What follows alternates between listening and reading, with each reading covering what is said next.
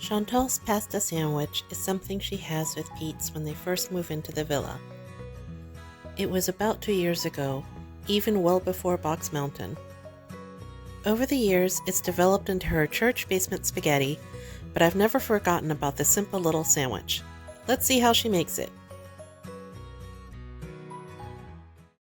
Hey guys, welcome. So today I'm just gonna do a cook with me part. I'm gonna make a spaghetti sauce, and then we're gonna mukbang. Pete and I are gonna mukbang our creation. Now, when it comes to spaghetti, I never make the same recipe twice. I kind of just like improvise with the ingredients I have. Like today I'm adding bell pepper, which I never do. Gonna be using some different ingredients than normal. So, all right, so let's get to medium, right between the 4 and the 5 here.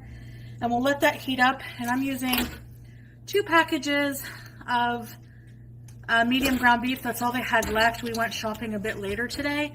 So I'm gonna let that heat up. I think it's nice and hot. I put my hand just above to see if there's heat radiating there. Sorry, my face is cut off, but all right, just gonna, my hands are very clean, believe it or not. Washing my hands. Gonna add a little bit of salt, some black pepper,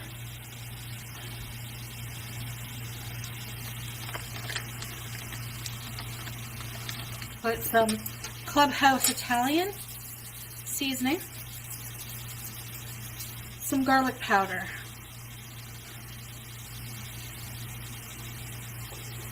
I love garlic powder, and I forgot to buy fresh garlic, so there's that. Bad me. We're just gonna, ooh, this smells nice. Hi guys. Pizza's here, so I am washed. He's just showered, and I have drained the browned ground beef.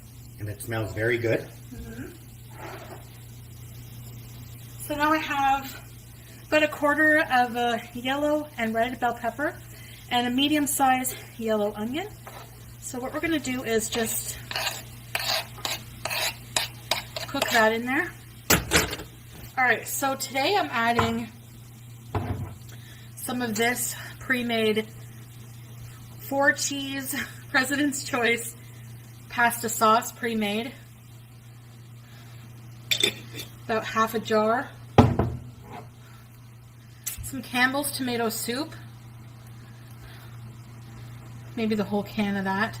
The reason I'm adding that is because sometimes to offset the acidity in spaghetti sauce, people use sugar. This has sugar. So, and I like a little bit of richness and color. So I'm going to add some tomato paste, just a small bit here, small can of that. I know a spoon would work well, but so does a knife. Also, about half a can of water.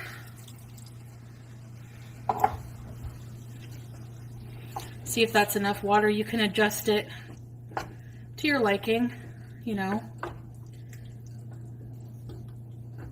It's ready. Let's eat. So we're gonna add cheese to the spaghetti. We got some cheese here. Yes. Look how much cheese he puts. He goes like this. You put a couple of strands. I put quite a bit. Okay. And Parm cheese. Shaky cheese. One of my viewers called it shaky cheese, and now that's what I'm going to call it. And we have the brioche, garlic brioche, fresh out of the oven. And we're going to do a thumbnail. He always looks so impressed, like, let me eat. Mm-hmm. He hasn't eaten today yet. Okay. Hasn't been a problem. I've been fine.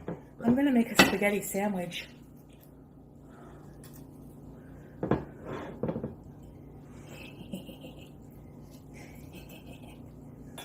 See? I'm perfectly straight. Beauty bite! spaghetti sandwich.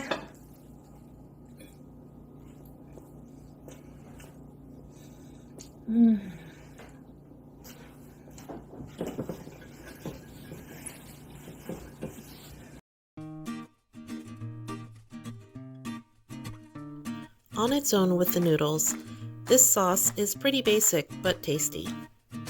It's definitely on the sweet side because of that tomato soup you added, but it's not bad.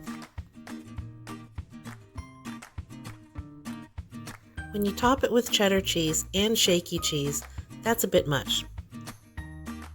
For me, putting the sandwich together, getting the spaghetti on the bread without hitting my camera was a little difficult.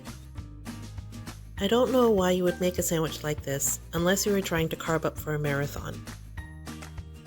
The sandwich bun really does nothing for the dish. It's just kind of squishy, overly filling, and makes the whole thing very bland.